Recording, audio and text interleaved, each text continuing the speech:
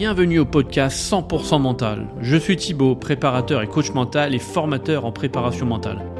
À chaque épisode, on va traiter un thème, un sujet ou un outil qui va vous permettre de transformer votre mental en allié sportif et être performant en toutes circonstances. Merci de votre écoute. Allons-y.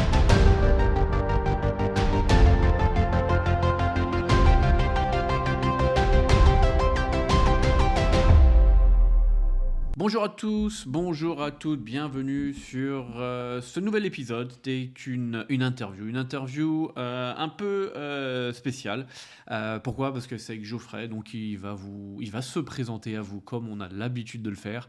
Juste petite intro, Geoffrey a la particularité, et c'est tout le but de ce podcast, d'être chef d'entreprise et aussi manager d'une équipe de rugby. Donc on va faire le parallèle entre le monde du sport et le monde de l'entreprise, les parallèles, les similitudes entre manager une équipe en entreprise et manager des joueurs dans une équipe de sport. Donc faire le parallèle entre entreprise et le sport. Il y a des similitudes, il y a beaucoup de points communs. Et justement, c'est tout le but de ce podcast, qu'on les mette en avant et que lui apporte sa manière de faire, ses connaissances, son point de vue, ses points de vue, bien entendu, sa manière de voir le sport, comment il manage, voilà.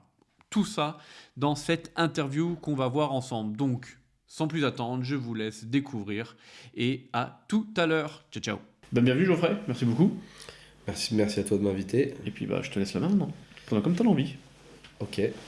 Moi, c'est Geoffrey Delacour, j'ai 43 ans. Aujourd'hui, je suis gérant de mon restaurant Cave à vin, bar à vin, que j'ai créé il y a 7 ans. Avant, j'avais une cave à vin pendant 10 ans, donc de 2010 à 2018, et de 2018 à aujourd'hui. J'ai agrandi l'activité pour être restaurant en plus de la cave à vin. Et en parallèle de ça, depuis 2010, je crois, j'entraîne au rugby. Donc j'ai commencé à entraîner toutes les catégories de jeunes au Rugby Club Massy-Essonne. J'avais aussi eu quelques fonctions au club de Chevreuse dans l'école de rugby quand j'étais encore joueur. Ouais. J'ai entraîné aussi les professionnels au Rugby Club Suresnes. Aujourd'hui, je suis manager général du club d'Orsay, plus directeur général. Et j'entraîne aussi la mêlée des espoirs de Suresnes, toujours au rugby. Donc tu as fait donc les adultes, et quand tu dis les jeunes, c'est de partir de quel âge ? Les jeunes, j'ai commencé sur les balandrades, donc c'était des moins de 18, c'était l'équipe B en fait, de Massy sur des juniors. Ouais. Mais j'ai fait de moins de 16 ans, donc qui étaient les cadets Goderman à l'époque, puis les cadets à la Mercerie, puis les juniors Crabos, puis les espoirs en poule élite. Et là, les espoirs en poule d'accession avec Suresnes. D'accord. Donc des publics qui n'ont rien à voir. Enfin, en termes d'âge surtout. Oui, en termes d'âge. Après, c'était assez marrant parce que j'ai vraiment appris sur le tas. Moi, je n'avais pas fait d'école de rugby. J'ai commencé assez tard le rugby et du coup, se mettre au niveau chaque année sur chaque catégorie en apprenant en même temps parce que je suis monté chaque année en poste en même temps que les catégories montaient, quoi. D'accord. Et qu'est-ce qui t'a amené dans un premier temps à entraîner ? Pourquoi entraîner ?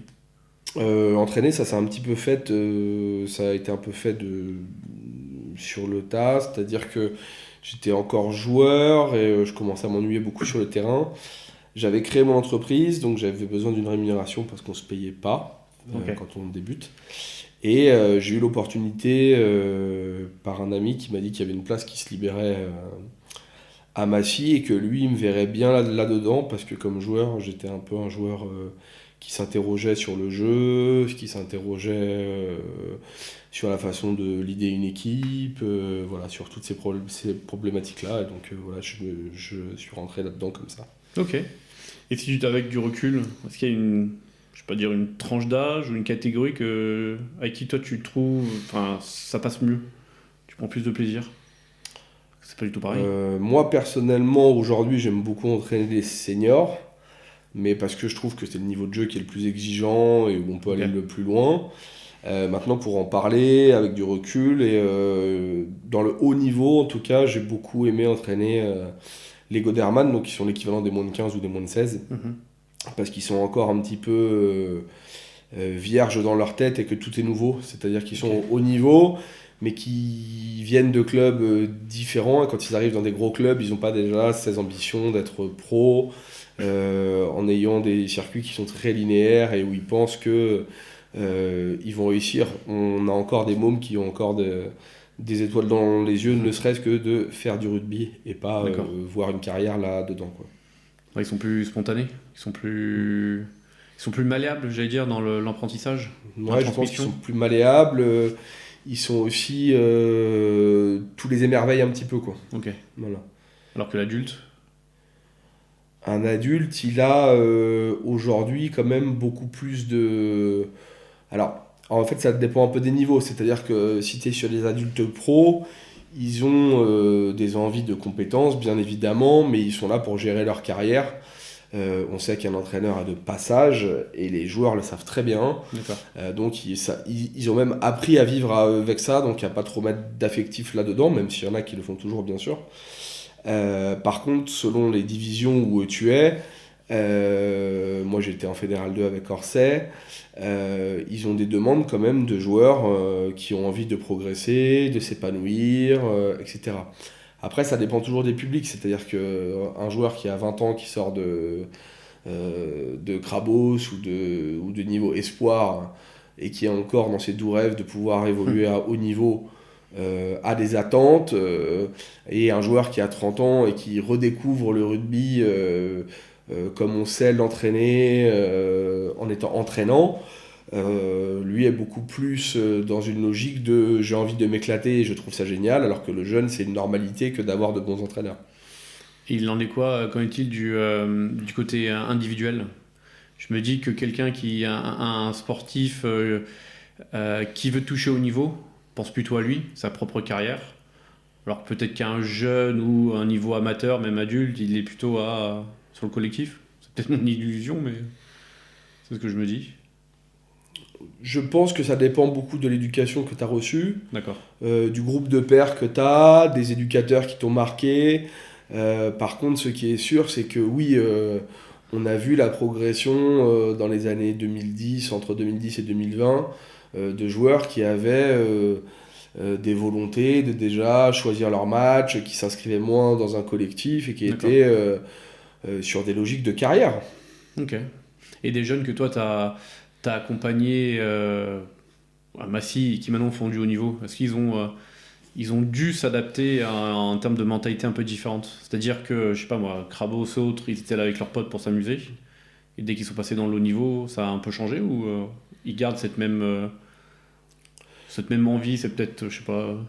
À Massy, c'est un peu particulier parce on soude tout autour de l'équipe. D'accord. Dû au fait de peu de moyens financiers comme matériels, mais ce qui donne des joueurs très spontanés, très libres dans le jeu et qui justement s'épanouissent dans le collectif. Maintenant, oui, tu es beaucoup plus cadré au niveau du très haut niveau espoir. Et quant au niveau pro, évidemment, même si la notion de plaisir, je pense, doit être prépondérante et peut le rester, aujourd'hui, pour échanger avec pas mal d'entre eux, la notion de plaisir passe sur le secondaire. Ok, ouais, c'est autre chose. Ok. Pour être un bon entraîneur, il y a quoi comme qualité? Enfin, il faudrait quoi comme qualité? Je sais pas, ça serait un peu présomptueux de dire que j'ai les clés. Moi, je me rappelle de Morgan Champagne, qui était le directeur technique de Massy, qui disait, j'aime bien ces trois notions-là, qui disait si le joueur a pris du plaisir, s'est dépensé et a appris, c'est déjà trois trucs qui font que ton entraînement est de qualité. J'avais appris pendant mon diplôme d'état un truc qui était pas mal, c'était une des premières phrases de mon DE qui était dans entraîneur, il y a entraînant. Donc entraînant, donner du sens, moi j'aime beaucoup donner du sens. Et après réussir à trouver des objectifs communs pour que le joueur s'épanouisse en lui-même, mais toujours dans le collectif et dans le voilà, pour qu'il soit bien lui à travers le collectif. Ok, cool. Sur le côté entreprise, donc t'as caviste, restaurant ensemble, t'as combien de salariés? J'en ai 2 plus un apprenti. Ok. Et donc rappelle-moi, ça fait combien de temps? Tu m'as dit tout à l'heure, j'ai oublié. Ça fait donc 7 ans, 8 ans que j'ai des salariés. Ok, 8 ans. Pourquoi être chef d'entreprise? Quel était ton besoin, Euh, ta volonté? pour moi, c'est un peu particulier parce que j'ai été un peu chef d'entreprise par la force des choses, c'est-à-dire que j'ai eu cette opportunité assez rapidement à la fin de mes études, même si j'ai fini tard mes études parce que j'ai repris tard aussi, d'être agent commercial dans le vin parce qu'on m'avait repéré par rapport à ça sur mes connaissances de domaine. Mhm. Puis j'ai bossé comme caviste en même temps. Puis je me suis dit, bah, le faire pour quelqu'un d'autre alors que je pourrais le faire, ça me semble pas très compliqué. J'étais jeune donc je n'avais pas forcément mesuré aussi toutes les contraintes, mais aussi toutes les opportunités. Ouais. Donc le pourquoi, c'était bah, déjà avoir une sélection à moi qui me ressemble, ça c'était important, et être libre de mes choix, être libre de mon emploi du temps, même si le commerce quand même, t'es pas forcément libre de ton emploi du temps, mais tu es au moins libre de tes choix et de comment tu veux mener ton entreprise. Quand tu parlais tout à l'heure d'opportunités et j'oublie d'autres mots déjà, bon, on va aller sur opportunité. T'as eu quoi comme. Tu trouves qu'il y a quoi comme opportunité d'être chef d'entreprise? Ou comme avantage, c'est peut-être ça. Pour moi, la plus grosse opportunité ou le plus gros avantage, c'est la liberté. Ok. C'est le fait de déjà te lever le matin et te dire, bah, je vais travailler pour moi, j'ai l'opportunité de bosser pour moi, et tout ce que je vais créer peut potentiellement être en adéquation avec mon mode de vie ou avec mes pensées. Ok. Et si je devais faire le parallèle entre chef d'entreprise, où tu gères tu gères une entreprise avec des salariés, et manager, ou DG d'un club, c'est des similitudes. Moi, j'essaye un peu de mener de la même façon les deux, ces deux parties-là. C'est-à-dire que je pars du principe qu'on est une équipe, qu'on soit, alors après c'est particulier, c'est la restauration. J'ai beaucoup fait le parallèle entre la restauration et le rugby, Mhm. avec, sans savoir qui est qui, mais entre les avants et les trois quarts, c'est-à-dire cette dualité constante entre les choses qui brillent et les choses qui ne brillent pas, entre les choses vues et les choses pas vues. Et on a toujours eu un peu ce même rapport dans la restauration entre la salle et la cuisine, c'est-à-dire il y a une espèce de méritocratie, c'est grâce à qui que ça marche. Mhm. Et moi, en tant que manager, parce que j'ai été entraîneur de ligne, donc c'est pas tout à fait pareil, mais en tant que manager, si j'aime, c'est que justement les deux parties cohabitent D'accord. et que chacun prenne en compte qu'en fait, sans l'autre, il n'existerait pas. Donc par rapport à ça, pour moi, il est très important que les deux parties soient très unies pour que les choses marchent. Ok. Donc c'est d'avoir une équité, ou que eux soient sur le même piédestal, quelque part.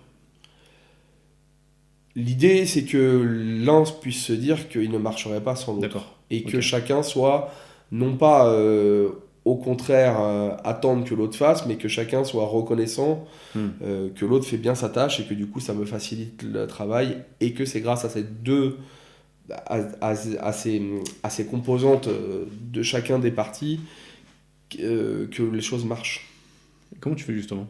Chose qui doit être très, très, très difficile. Je pense que ce qui est important, c'est la transparence, donc aussi bien dans le versant manager sportif que manager d'équipe donc dans ma propre société. Pour moi, il faut toujours dire les choses D'accord. et il faut quand même essayer d'avoir un but commun. Donc j'ai eu plusieurs stratégies en tant que chef d'entreprise et je pense que c'est plus compliqué parce que il y a des notions salariales qu'il n'y a pas forcément dans le rugby, en tout cas dans celui que j'entraîne. Salarial, argent, Argent, financier, ok. financier. À un moment, j'ai cru réussir mon rêve en disant on est trois et on est trois payés, moi compris, de la même façon. D'accord. C'est-à-dire toi, donc le gérant, Ouais. le cuistot et en Et la, salle. et la salle. D'accord.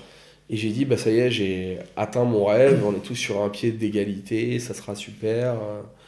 Et en fait, ça n'a pas du tout marché. Ok.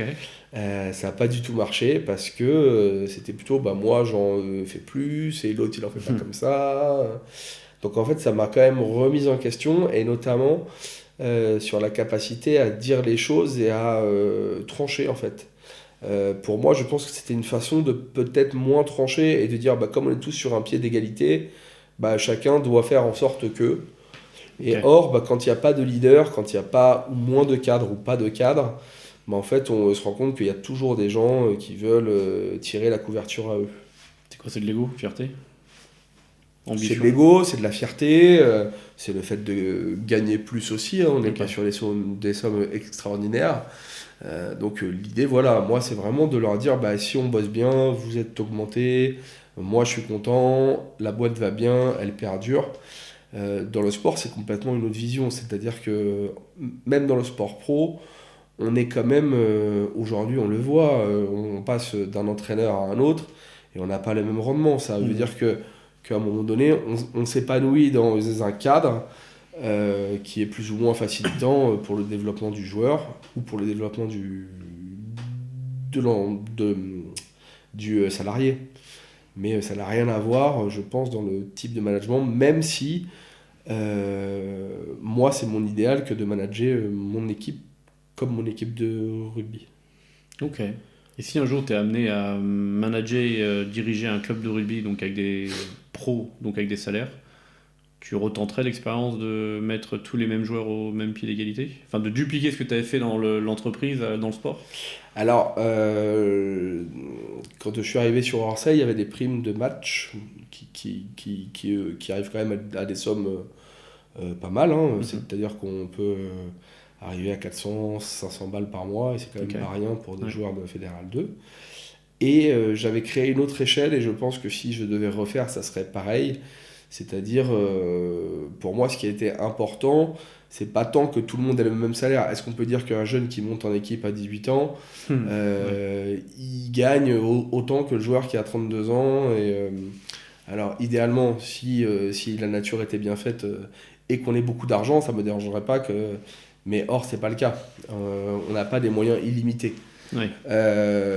Par contre, qu'il n'y ait pas de disparité salariale si grande entre le pilier droit et le numéro 3 au poste qui arrive de junior et Mhm. que ça soit de 1 à 15 par exemple, ça oui, j'aimerais que par exemple, si les choses étaient bien faites, les salaires soient compris entre 1 et 2 D'accord. Ouais, maximum. ça sera assez proche, quoi. Voilà, Ok. c'est-à-dire que aujourd'hui, je vois pas pourquoi un jeune qui est méritant et qui rentre ne serait pas bien Mhm. payé et auquel cas serait reconnu. Et je vois pas pourquoi un joueur qui a 32 ans est en fin de carrière et qui est moins impactant sur l'équipe Bien sûr, ouais. ait gagné ses droits. Alors après, c'est très bien, mais moi je pense que plus les salaires sont proches, et moins on a de problèmes dans le vestiaire à se comparer, à voir à la fin de l'année, ah oui, mais lui, il a tant et moi je vaux tant et je devrais avoir tant, Ouais. etc. C'est que des luttes d'ego pour moi. Encore une fois, si la nature était bien faite avec beaucoup d'argent, pas de problème, on donne beaucoup à tout le monde. Mais aujourd'hui, on sait que même dans le sport, il y a des petits salaires, surtout dans les divisions obscures que Ouais. sont les Très basse, troisième ouais. et quatrième divisions où les gens en vivent, mais quand même, c'est pas une gloire. Ouais. Je sais qu'on entreprise, alors restauration, tu me diras si c'est un peu la même chose, mais dans les boîtes, il y a cette prime de fin d'année et qu'on se dit, bah tiens, il a reçu la même alors que moi j'ai travaillé plus. Donc, quelque part, je mérite mieux. Donc, dans la restauration, c'est peut-être le côté pourboire où tout est partagé, mais c'est moi qui, voilà, il y a toujours les querelles. Est-ce que dans le monde du sport, il n'y aurait pas la même chose ou enfin s'il y aurait la même chose mais il y aurait pas bah tiens en fait je joue pas ce week-end donc je peux pas avoir cette prime je comptais dessus pour partir en vacances ou autre donc est-ce qu'il y a des je sais pas est-ce qu'il y en a qui est-ce que justement ça aide à surperformer ou il y en a qui vont plutôt te faire de la lèche et ou les démotiver? Alors ça existe déjà, Ok. ça, là, c'est la première chose. Dans le monde pro, il y a des contrats au nombre de minutes. Ah ok d'accord. C'est-à-dire qu'aujourd'hui, ton contrat, il est fait, tiens, bah, tu as fait 600 minutes sur l'année, tu es automatiquement revalorisé. D'accord. Ah ouais c'est un nombre de matchs ok à la minute Euh, carrément ok. donc ça, c'est important, Ok. c'est-à-dire qu'en fait, c'est marqué dans le contrat, tu signes un contrat sur 3 ans, à ta première année, je sais pas, tu es à 1005, ils vont dire, mais si tu fais 600 minutes, bah, tu passes à 2000 l'année d'après. Ok. Donc, dans la tête du joueur, c'est du coup qu'il a une légitimité, mais ça veut dire qu'il doit être performant et jouer. Mais ça ne prend pas en compte les blessures. Moi, j'aimais bien mettre le ratio du match joué, du pourcentage de matchs joués, en prenant en compte les cartons, en prenant en compte les blessures, et D'accord. disant plutôt qu'on est sur un pourcentage et on est sur quelque chose de plutôt qualitatif que quantitatif. Ok. Et d'ailleurs, pour moi, très clairement, mais parce que je suis bercé par les sciences sociales, je trouve que le qualitatif est bien plus intéressant que le quantitatif. Oui. Ce qui Ok. évite en fait d'avoir toutes ces notions pour moi de la prime au nombre de buts, de la prime au nombre d'essais, où je pense que justement on donne des joueurs auto-centrés. Oui, ok. T'arrives à mettre ça en place? Enfin, toi, la prime, elles sont un peu différentes. Toi, c'est au match, les primes que toi, t'as. À Orsay. Alors là, il n'y a plus rien. Ah, ok, plus rien. Ok. Déjà, c'est la première chose. Ensuite, évidemment que si je devais et que si on faisait, j'aime beaucoup cette notion de pouvoir dire il y a une petite prime de match, qu'elle soit de 50 € par joueur, et Ok. ce serait génial de le faire. Mais je serais en plus à dire il y a 50 € et le club rajoute 25 € par joueur, par match joué, Ok. qui va sur leur asso, qui leur permet de faire des trucs Ah de oui, fin ok. d'année sur un voyage, sur un truc commun. Encore un truc commun, ouais, ensemble. Ok. Tout à fait. C'est quoi pour toi manager? Tu as prononcé le mot plusieurs fois, manager, manager, management. Manager, alors moi je parle vraiment du management des hommes, hein, je Ouais, ne ouais. parle pas d'autre chose. Manager, c'est faire grandir, faire évoluer, faire prendre conscience. Ça, c'est sur les autres, mais c'est aussi se remettre en question, sans cesse revoir ses schémas, être en capacité de réagir, d'agir. Ça demande beaucoup, beaucoup, beaucoup de proactivité sur soi-même. Et ça demande beaucoup, à mon avis, d'être très humble par rapport à l'impact que tu peux avoir. Parce que tu souhaites toujours en avoir. Plus tes équipes sont petites et plus tu souhaites avoir de la place dans le cœur des gens que tu Ouais. entraînes ou que tu manages. Mm. Or, il faut être absolument capable de prendre du recul par rapport à ça. Pour toi, c'est plus facile de gérer une équipe de 3, 4, 5 comme au resto ou de 40, 50 au rugby? Je ne peux pas te répondre. J'aime bien le. Je pense quand même que dans l'histoire du sport, il y a quelque chose qui est beaucoup plus facile à mettre en place parce qu'il y a l'émotion qui rentre en jeu. C'est-à-dire? Et c'est la particularité du monde du sport, c'est que le sport est quelque chose où on véhicule des émotions. Et donc on peut raconter des histoires. C'est pas mentir de raconter des histoires. C'est de, c'est de créer des histoires communes. D'accord. Je pense que dans une société, il y a quand même Mm. une notion de rentabilité, il y a une notion de salaire qui est beaucoup plus forte. Mm. Le rugby ou le sport, c'est une histoire d'hommes ou de femmes qui, autour d'un ballon, ont envie de vivre une aventure commune, que ce soit sur le terrain, mais en dehors. Et toi, tu as juste, pour moi, tu es un peu un chef d'orchestre D'accord. dans le sport. Voilà. Et même dans le haut niveau, quand ils sont payés, ils font carrière, ils savent que la carrière peut être courte. Bah, en tout cas, moi, si je devais entraîner ou prendre un groupe, et c'est pour ça que je suis un militant de contrats plutôt longs, Ouais, voilà. Le sport, on sait que c'est de l'instabilité permanente, tu m'étonnes. que ce soit pour les contrats de coach ou de joueur. Moi, je suis un militant de au moins laisser 3 ans pour faire les choses, mais avec des gens qui ont envie de construire. Et j'ai perdu un peu le fil de ta question, mais... C'était, et là moi aussi j'ai perdu, je t'ai goûté, mais c'est pas grave. C'est pas grave, on est sur autre chose. Mais en gros, c'est du moyen terme pour pouvoir développer les compétences. C'est-à-dire que aussi bien les compétences techniques des joueurs, Mm. mais aussi bien les compétences humaines, aussi bien les aventures. Par exemple, moi je découpe sur Orsay, enfin on découpe avec les autres entraîneurs, la séquence entre développement du joueur avec ce qu'on appelle des skills, hein, c'est un Ouais. truc un petit peu commun, où on développe la qualité individuelle du joueur, à lire des situations, à reproduire des schémas, mais ça là c'est non obligatoire mais très conseillé. Et derrière, on va faire que du collectif. D'accord. Et comme ça, pour moi, on a vraiment les deux versions. Et là, on en est à 6 mois de l'année, en gros, on est à mi-saison. Et là, on va commencer à les recevoir par groupe de leaders, etc., pour justement commencer notre aventure et les mettre dans le lien de qu'est-ce qu'on veut faire de cette année. Voilà. Jusqu'à D'accord. où on veut aller, quels moyens on se donne, comment est-ce que vous et nous, on agit sur l'équipe, qu'est-ce qui va bien, qu'est-ce qui va pas, qu'est-ce qu'on peut améliorer, etc. Et ça, toujours dans une intelligence collective Ok. et où vraiment les joueurs sont acteurs de leur projet. Ok. Donc si je traduis en d'autres mots, tu me dis si je me trompe, c'est de donner de l'autonomie aussi, de la responsabilité aux joueurs, Ouais, alors pour plutôt moi, que ça tout c'est une évidence. Ok. Pour moi, un joueur doit être proactif et doit être acteur de sa performance, doit être acteur du collectif. Mais pour ça, tout le monde va te dire qu'il faut le faire. Après, c'est comment tu mets en place Ouais. les choses et comment le joueur se sent à l'aise pour le faire.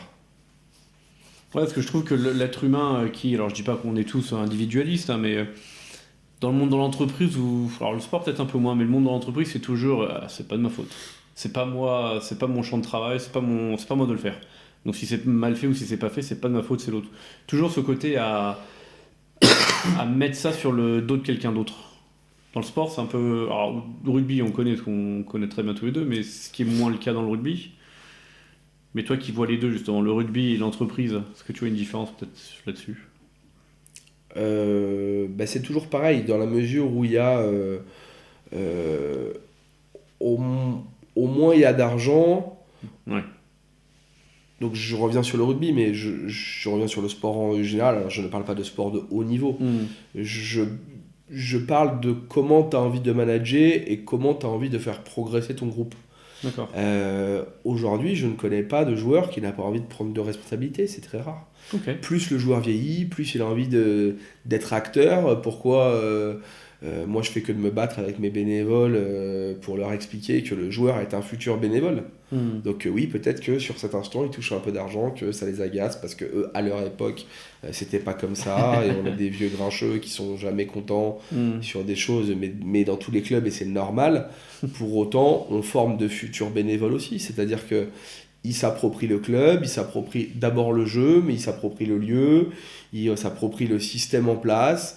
Derrière, ils entraînent des jeunes joueurs, ils s'investissent dans le club, et on crée quelque chose de commun, avec une histoire commune, et on donne du sens à ce qu'on fait. d'accord. Comment est-ce que tu gères l'obligation de résultat dans les deux cas? Pour moi, le résultat, et ça je le dis sans trop de problème, pour moi le résultat est une conséquence. Conséquence de C'est-à-dire quoi? que c'est une conséquence d'un groupe qui a envie de travailler, c'est une conséquence du jeu. Moi je suis très attaché à la forme et au fond, voilà, de comment est-ce qu'on joue. Et je suis convaincu de si on joue bien dans les valeurs que l'on veut. Alors après, on en parlera sûrement plus tard de la vision, que ce soit en entreprise ou en tant que manager, tu as une vision. Mais je suis plus attaché au jeu, et donc je me dis que le résultat est une conséquence de bien jouer. D'accord. Et donc ça met tout de suite beaucoup moins de pression. C'est-à-dire que la pression, elle est sur oser, faites-vous plaisir, Le jouer, moyen. et évidemment que derrière on retravaille sur des choses qui sont beaucoup plus théoriques euh, à mettre en place, c'est les sorties de camp, Ok. etc. Et dans l'entreprise, tu fais comment? Parce que l'obligation de résultat, c'est d'avoir du chiffre d'affaires et donc pour pouvoir payer les salaires. C'est là où c'est beaucoup plus, je pense, difficile Ouais, et où il faut être un acrobate parce que tu n'es pas forcément responsable de tout ce qui arrive. d'accord. Si je prends l'épidémie Covid, si je prends Ouais. Ils ont tempéré la neige. aujourd'hui la période qui est très difficile pour le pouvoir pour le pouvoir d'achat de chacun, voilà, la Ouais, gestion de la concurrence. Alors après, il y a plein de théories. On aimerait pouvoir faire de la veille, on aimerait pouvoir anticiper, on aimerait pouvoir faire de la communication, on aimerait pouvoir faire etc., etc., etc. Mais dans les petites entreprises, on n'a pas ce type de moyens. Donc on vit un peu au jour le jour dans une instabilité permanente comme dans le sport, ouais. en étant conscient de tout ça parce qu'on a des problématiques et les journées ne durent que 24 heures. Donc on imagine toujours au mieux faire, mais comme tout le monde, on subit des échecs, on se remet en cause, on évolue. Et, et ça, c'est un vrai travail personnel.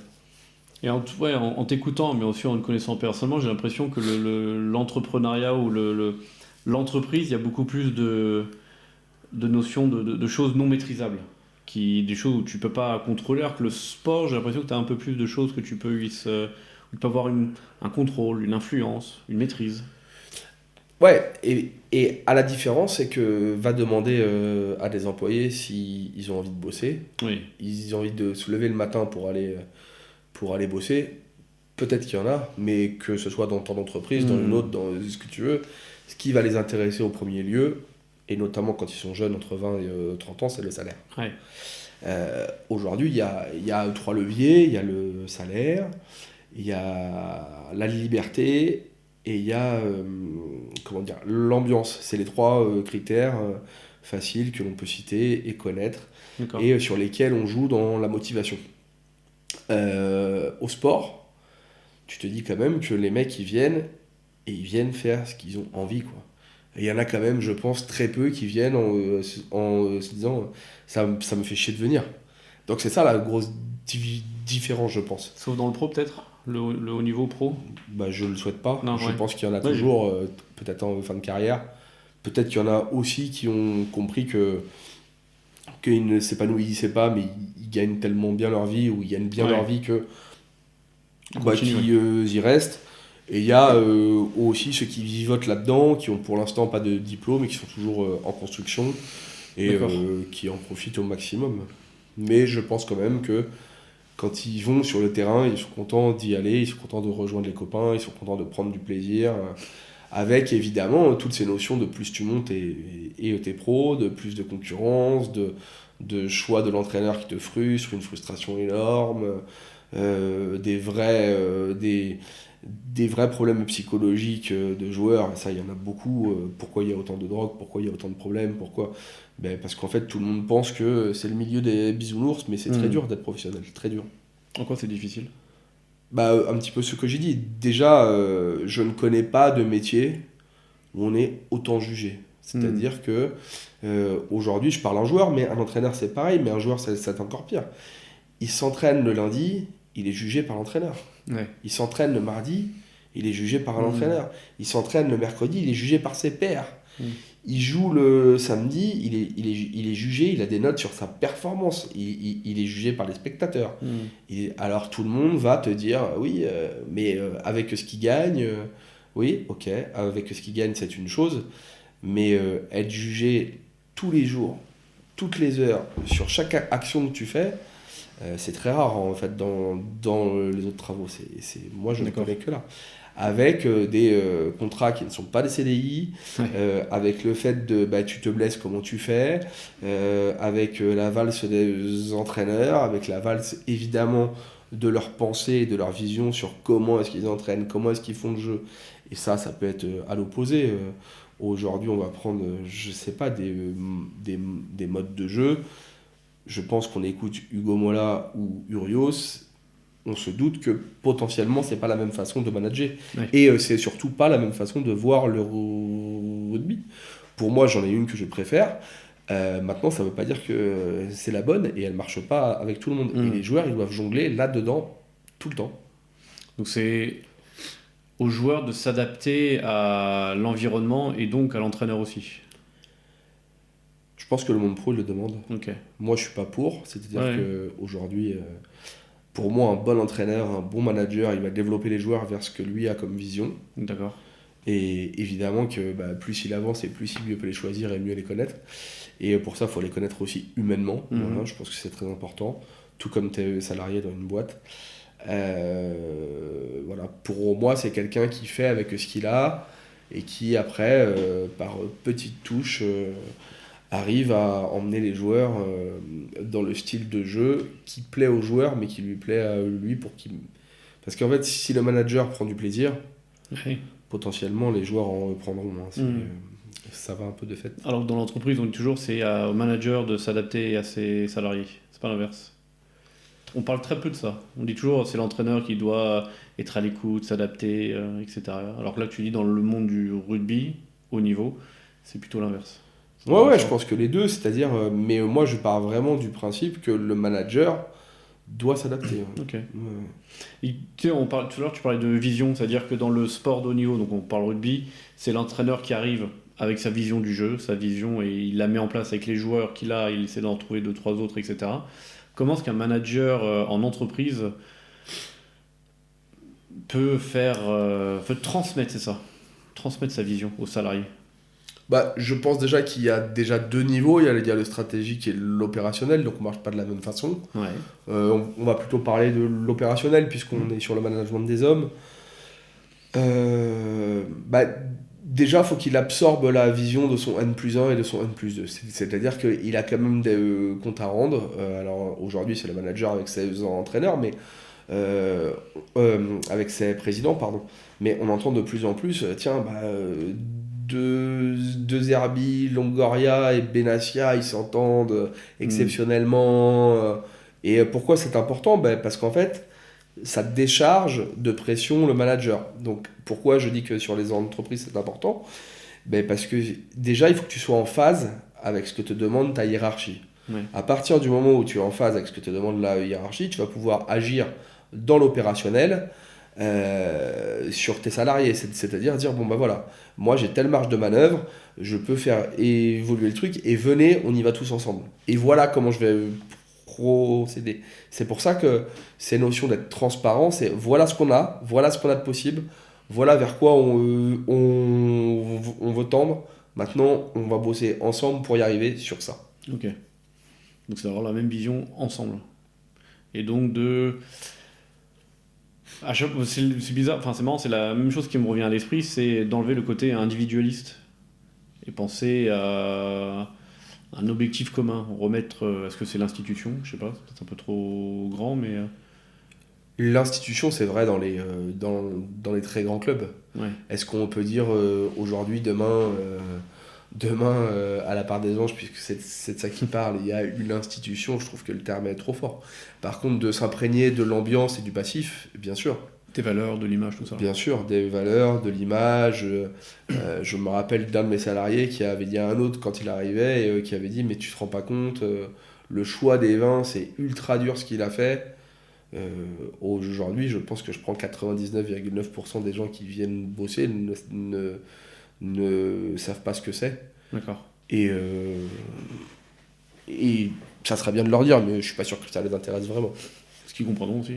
Voilà, exactement. Et ça veut pas dire, mais c'est juste qu'ils ont d'autres centres d'intérêt et que pour eux, de toute façon, ce n'est pas une priorité, ça.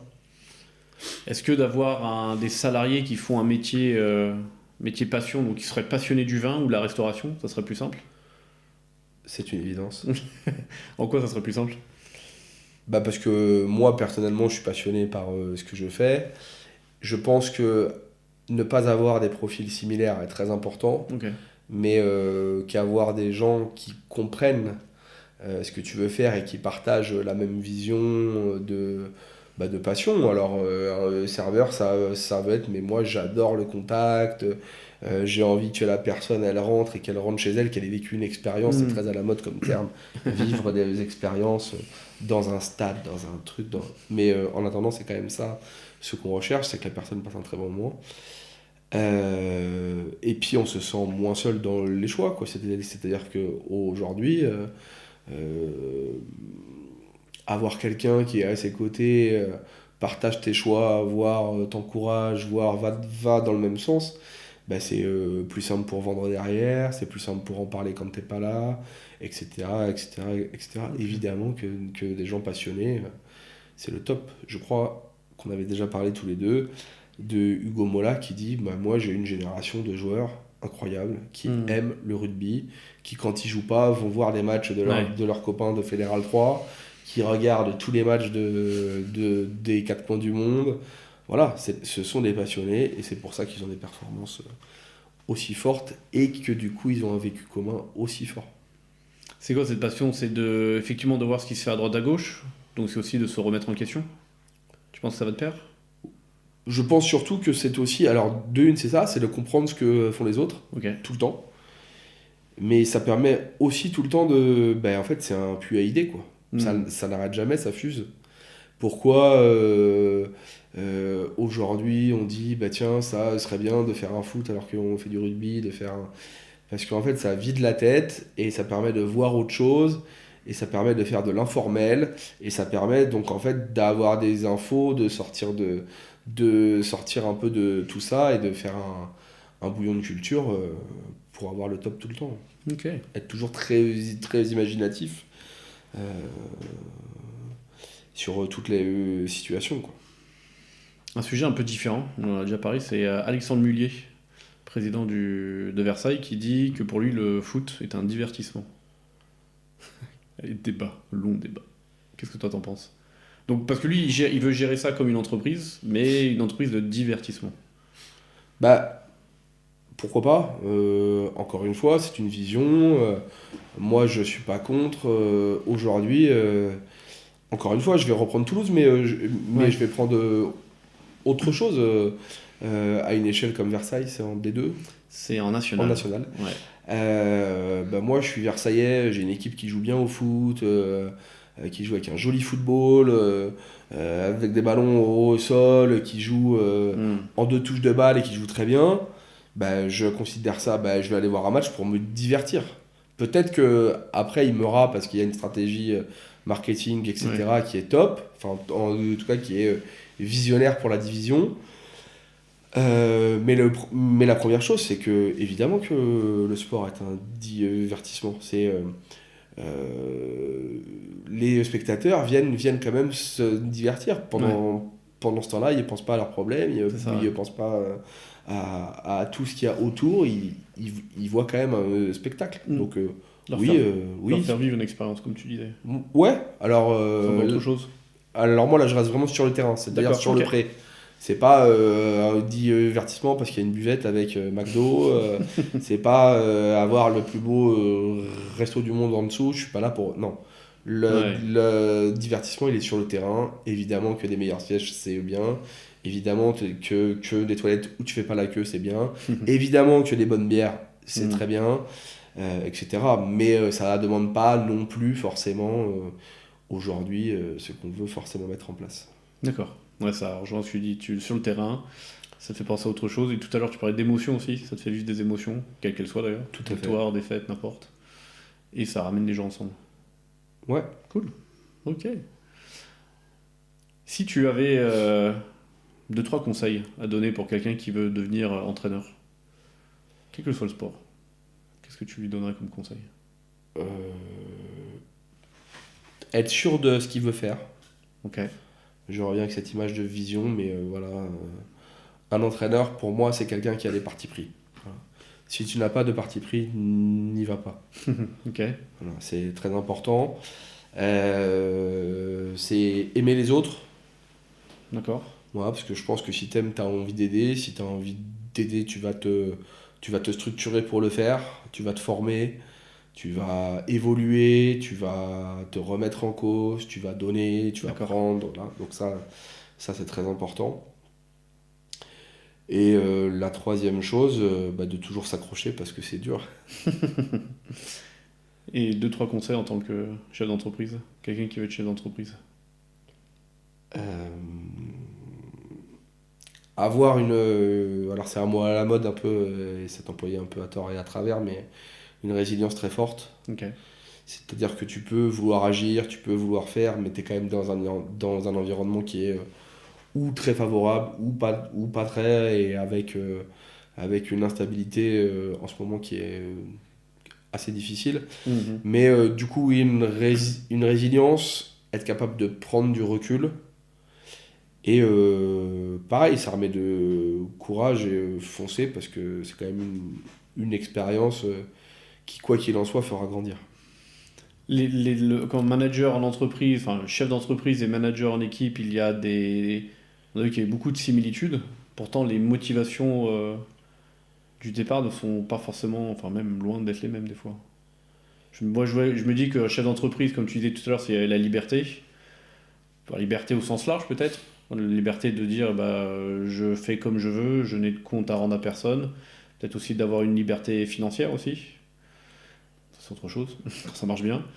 Mais alors que Alors qu'entraîneur, il y a aussi cette notion de... Ouais, est-ce qu'il y a moins de notion de liberté? Comme tu disais, il y a plutôt une notion de transmettre, de travailler, de rendre à quelqu'un.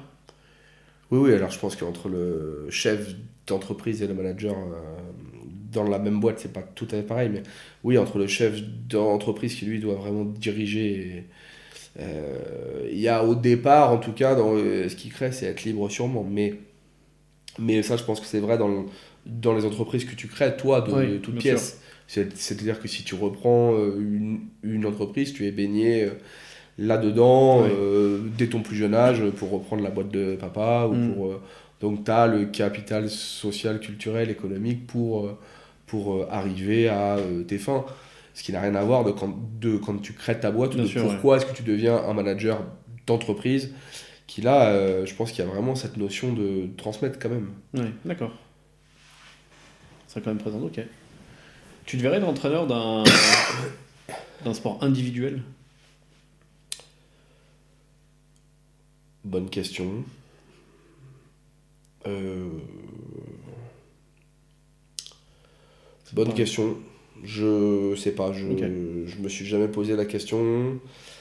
J'ai fait du tennis quand j'étais petit. Ouais. Voilà, je cassais des raquettes.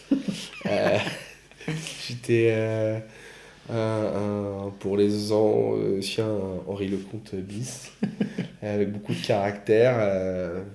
Non, je pense pas. C'est pas ce qui me stimule. Je pense qu'il faut être quand même, même s'il y a des très très grands champions que je rêve sûrement de connaître et Hmm. d'échanger avec eux, mais non, je ne pense pas. Comment tu gères tes émotions quand ça va pas très bien? Tu vois, en match, quand t'es entraîneur, on voit tous les entraîneurs qui gueulent. À un moment donné, c'est obligé que ça pète, ça gueule, ça hurle. Et c'est pas méchant, c'est juste que ça a besoin d'exploser, de sortir. Alors qu'en entreprise, tu te mets à gueuler, c'est peu d'hommes. Ouais, ça n'a rien à voir. Comment tu fais pour... Bah déjà, tu reviens avec ce que j'ai dit, hein, le sport c'est les émotions. hmm. Tu cries, tu hurles, tu sautes, tu Ouais, tu pleures. pleures. Je pense que les émotions sont démultipliées Mhm. Et autorisé. et autorisées. C'est-à-dire que c'est ce que j'allais dire. Tu peux aujourd'hui, si t'es pas trop, si t'as de l'expérience, moi je sais à peu près jusqu'à quand je peux aller avec un arbitre, je peux même en jouer, Mhm. crier, ce que tu veux, et je sais de la sanction que je risque. D'accord. En fait, je pense qu'en entreprise, c'est la même chose. Si tu connais les normes et tu sais ce que tu risques si tu fais ça, ça, ça D'accord. ou ça. Ça n'empêche que des fois, tu as envie de gueuler. Ça n'empêche que des fois, tu as envie de dire les quatre vérités. Mais ce qu'il faut jamais oublier, c'est que si tu as envie de le faire, tes salariés, ils ont sûrement Envie envie de de le te le faire dire aussi. aussi et ils le font pas. Donc en fait, on est dans un système de normes et des valeurs qui s'équilibre. C'est-à-dire Ok. qu'il n'y en a pas une qui est mieux que l'autre. Il y a juste de comprendre qu'à un moment donné, il faut créer ces moments où l'échange soit constructif. Hmm. Ce qui est difficile, c'est à l'inverse du sport, c'est que les contrats sont à très long terme et que si on ne Ouais, s'entend pas et que les deux personnes ne veulent pas se séparer, c'est dur. c'est très dur. Ouais. Enfin, en tout cas, ça peut l'être. Ok, ok, ok. Très bien. Dernière question. Si, si tu devais, avec du recul, changer deux, trois trucs. Alors, le côté business d'abord. Sur le Faire côté. différemment, voilà, c'est plutôt ça. Faire différemment. Si tu devais recréer ta boîte maintenant, qu'est-ce que tu ferais différemment? Des choses assez simples. Euh, je ne penserais pas que tout est une évidence. C'est-à-dire que je ne penserais pas que parce que je le pense et que j'ai une vision qui me semble juste, ça peut marcher. Mais dans le même temps, je me dis que si les gens ils n'étaient pas comme ça, ils ne créeraient pas. Ok. C'est-à-dire, aujourd'hui, si on savait tout, personne ne créerait grand-chose. Hmm. Dans la difficulté de le faire. D'accord, ok. Même si on te le dit, on dit toujours, ouais, créer sa boîte, c'est dur, c'est dur. Des fois, on n'a pas envie d'y croire. Mais non, c'est dur pour les autres. C'est ça ou moi, je vais y Il y a arriver cette fameuse phrase de Titouan Casse-de-Pape, joueur de Suresnes, qui te disait si les jeunes savaient, si les vieux pouvaient. Hmm. Je crois que ça résume un petit peu tout. Moi, je me dis que ça serait dur. Jamais. D'accord, on te l'a dit, Jamais. ok. Je l'ai fait. Bille en tête, je l'ai fait à ma façon, en pensant que de toute façon, j'étais juste, donc ça marcherait. Donc, tout patron sans tête, Bien c'est sûr, comme ça. il faut. Il faut, tout comme il faut savoir s'arrêter, mais aujourd'hui, à refaire, mon business plan serait plus carré, je m'armerais d'outils qui me semblent, pour moi, tout sauf ce que je veux, ben, je le ferai quand même. Voilà, j'écouterai sûrement plus c'est ce qu'on me dit. C'est-à-dire que voilà, quand on est jeune, on est un peu tête baissée, j'y vais tout droit, sans trop écouter, et tant mieux, ça fait partie des forces. Mais voilà ce que je changerais essentiellement. Et la deuxième chose, c'est que je pense que je m'ouvrirais plus aux gens qui ont voulu ou qui veulent m'aider sans penser que c'est du jugement. C'est ça qui est très difficile. D'accord. Voilà. Parce qu'ils n'ont pas toujours tort, ou ils disent pas les façons de la bonne façon, ou ils disent pas les choses de la bonne façon. Ouais. Mais voilà, de prendre en compte l'extérieur sans se vexer si on te dit des choses, même si c'est mal tourné, même si c'est machin. Voilà, je m'ouvrirai. Et pour prêcher ta paroisse, je pense que je me ferai accompagner dans cette démarche où on se sent souvent très très seul. Et avoir quelqu'un à qui parler déjà de la situation, mais qui vit aussi les mêmes choses que soi. C'est-à-dire que aujourd'hui, on se rend quand même compte qu'il y a une véritable solitude. Et ça, par contre, je crois que c'est quelque chose qui est réel aussi avec le manager de sport. On voit bien, moi je vois des managers en 10 ans, c'est comme un président de la République, quoi. On a l'impression qu'il a vécu 20 ans, le type. D'accord. Même dans le corps. Okay. Ouais, le corps s'abîme parce qu'on on se fatigue, on dort peu, on est tout le temps en train de trouver des solutions, de vouloir faire mieux. On est en autocritique permanente. Et donc je pense que se faire accompagner et être plus ouvert à l'extérieur, ouais, ça serait vraiment des choses que je changerais. Tu penses que cette solitude, elle est imposée, elle est auto-imposée? On dit je suis seul, de toute façon il n'y a personne qui peut m'aider, donc on ferme les yeux. Ou c'est une vraie réalité en disant voici le bébé, tu te démerdes? Bon, alors je pense déjà que ça dépend comme on est. Mais je ne connais pas un chef d'entreprise qui va dans le mur et qui va dire autour de lui en fait, je vais dans le mur. Oui. Donc en fait, quand ça va pas, on n'en parle pas. Parce que, en fait, on a l'impression de pas être bon. Okay. On a l'impression de. On a toujours cette impression que quand on nous dit, par exemple, mais t'as pensé à faire comme ça ou t'as pensé à faire comme ça, en fait, on va le prendre comme une critique. Alors, souvent à 99,9%, on y aura déjà pensé. Ouais. Ça, c'est une certitude. Mais du coup, on a l'impression qu'en fait, on te transcrit, mais t'es bête en fait, t'as pas pensé à faire ça, mais ça paraît être une évidence. Mais en fait, tout est évidence. Mais il y a les moyens, il y a le financier, enfin bref, il y a plein de choses qui rentrent en compte. Et c'est pour ça que se faire accompagner, je pense que c'est une démarche qui est facilitante. Mais je pense que beaucoup d'entraîneurs sont suivis, par exemple. Je pense. Okay. Ils ont des agents d'ailleurs de plus en plus. Oui. Et les agents ne font pas que les placer. Ils échangent dans comment ils voient le truc, quelles sont les opportunités, le truc. Ne serait-ce que ça. Moi, aujourd'hui, j'aime beaucoup parler avec d'autres dirigeants de boîtes. D'accord. Parce qu'en fait, on se rend bien compte que les petites boîtes ont toutes les mêmes similitudes, toutes les mêmes problématiques, toutes les mêmes... Et ne serait-ce que dire, putain, mais en fait, je suis pas seul, bah, c'est un vrai plus. Ouais. D'accord. Au niveau rugby, entraîneur de rugby, qu'est-ce que tu changerais? Ou tu ferais différemment, si tu devais recommencer? Rien. Cool. Parce que j'en ai encore devant et je prends ce qu'il y a à prendre et non, rien. J'ai adoré Massy, c'est mes plus belles années de coaching. J'ai adoré Suresnes parce que j'ai bossé comme un fou et j'ai appris. Et c'était une expérience de fou, très dure, mais de fou. Et j'adore Orsay à moindre niveau parce que je trouve que j'ai des gens aussi bien chez les bénévoles que chez les joueurs de grande valeur. Trop bien, ok. Qu'est-ce que l'un a apporté à l'autre? C'est-à-dire qu'est-ce que le chef d'entreprise a apporté au manager de sport, entraîneur de sport, et inversement?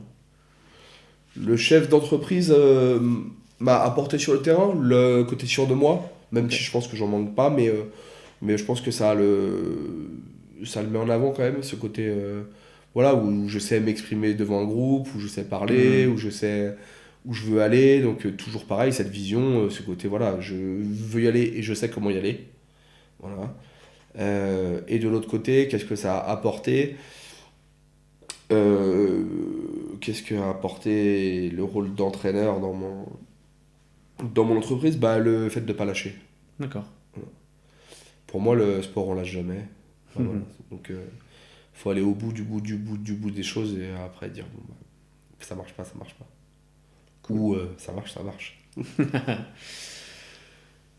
Promis, c'est une dernière question. Si tu avais, l'occasion de retrouver le Geoffrey à 12, 13 ans, qu'est-ce que tu aurais dû dire? Bah, d'aller au bout de ses rêves, c'est pas mal. Ok. Mais toujours pareil, je me rappelle, je sais pas pourquoi, j'avais lu. J'étais fan de NBA à cette époque-là, 12-13 ans. Et je sais plus pourquoi, il y avait une pub de Michael Jordan et c'était marqué Never Give Up. Hmm. Et quand j'ai eu mon premier portable, c'était à l'époque où les vieux Nokia, là, ils avaient un message d'accueil quand on les. Ouais. Et c'était marqué Never Give Up. Et voilà, non, d'aller au bout de ses rêves et de se dire c'est dur, mais à la fin, quand on se retournera, et je crois que c'est ça le plus important, c'est que quand on se retournera, on aura des choses à dire sur la vie et on n'aura pas rien fait. On aura été acteur. Cool. Bah, un grand merci Geoffrey. Et derrière. À très bientôt. Encore un grand merci à toi Geoffrey, merci de tout ton partage. Merci à vous pour l'écoute, j'espère que ça vous a plu. Donc on a pu voir ensemble la différence, si il y a des différences, mais surtout les grandes similitudes entre le monde du sport et le monde de l'entreprise. En entreprise, on peut parler de management, alors quand dans le sport, on parle plutôt de gestion d'équipe, mais ce sont quelque part la même chose. On parle de leader, il faut des leaders aussi dans les deux cas. Voilà. On a vu toutes les similitudes, je vais y arriver.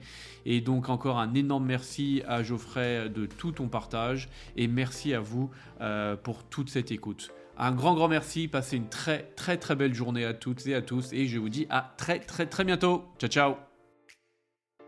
Si vous souhaitez aller un peu plus loin et découvrir mon monde, qui je suis, ce que je fais, pourquoi je le fais et comment je le fais, vous pouvez aller sur ma page Instagram qui est en description, en lien. Vous pouvez également me retrouver sur LinkedIn et également sur mon site internet et sur le podcast. N'hésitez pas à consulter et si vous avez surtout la moindre question, n'hésitez pas à me contacter directement et je me ferai un énorme plaisir de vous répondre. À bientôt, ciao.